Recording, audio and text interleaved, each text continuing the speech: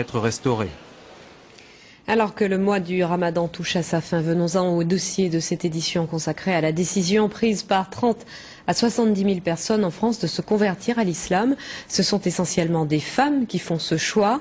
Pour quelles raisons? C'est ce que Pierre Nicolas et Jean-Michel Mier ont demandé à 2 d'entre elles. Écoutons leur témoignage. Géraldine est fière. Fière d'être bretonne, fière d'être française et fière d'être musulmane. Aujourd'hui, quand elle se promène avec ses enfants dans cette cité de l'Essonne, c'est la mosquée qui l'attire, plus l'église. Avant, lors des journées mondiales de la jeunesse, elle lançait des hurrahs au pape, la croix au cou. Pied de nez au Vatican, c'est le 15 août dernier, jour de l'Assomption, qu'elle a finalement choisi d'embrasser l'islam. Elle n'a eu qu'une phrase à prononcer.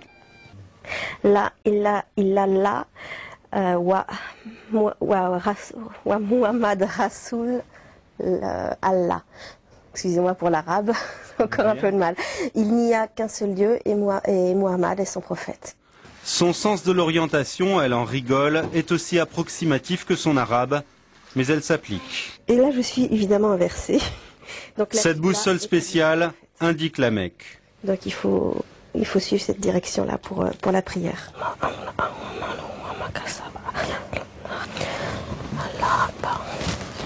Depuis qu'elle porte le voile, sa fille trouve que maman ressemble à une africaine, mais Géraldine se sent mieux dans sa peau.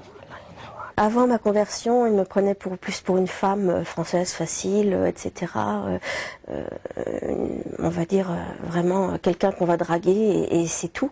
Depuis que j'ai le voile et que je suis musulmane, je suis une femme qu'on respecte et une sœur. Géraldine l'avoue, elle a besoin de règles et l'islam lui en donne. Par exemple, elle ne touche plus aux bouteilles sur son frigo. Un regret? C'est plus quand je mange, par exemple, un plat typique qu'on a l'habitude de servir avec un vin rouge ou même les huîtres que j'ai mangées dimanche sans muscadet. C'était un petit peu tristounet finalement, puis c'est bien passé avec le citron. La conversion de Valérie est plus ancienne. Élève brillante, doctorante, elle a franchi le pas il y a 2 ans. On ne peut pas dire que ses parents ont mal réagi, mais ce n'était pas non plus le fol enthousiasme dans sa famille. Je dirais pas que ça les a intéressés. C'est-à-dire que je pense pas qu'il y ait une personne dans ma famille qui ait lu un livre sur l'islam depuis ma conversion. Ou qui ait fait une quelconque recherche. C'est plutôt arrête de nous saouler avec ça. Avant même de devenir musulmane, Valérie était choquée par l'interdiction du voile à l'école, choquée aussi par un monde occidental trop matérialiste à son goût. Ce qui me choque le plus, c'est sur quoi on valorise les personnes en fait. C'est bien si on est compétitif sur le marché, même si on est un peu requin, un peu filou, arnaqueur, c'est pas grave, si on est compétitif, si on sait se vendre, tout est une question de commerce, il n'y a plus que ça.